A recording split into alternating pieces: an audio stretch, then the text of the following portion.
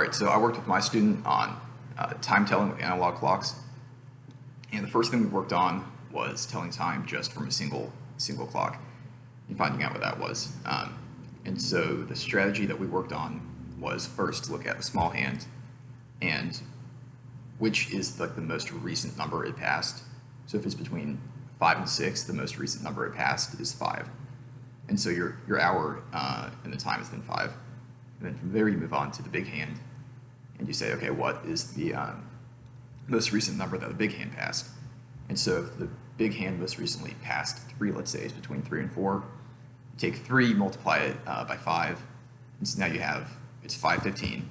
And then, maybe the big hand is not right on the 3, it's a couple ticks past, and then you just take your best, judgment, is it 16 or 17 minutes? So then you say it's approximately 5:16, 5:17. So that was the strategy for that.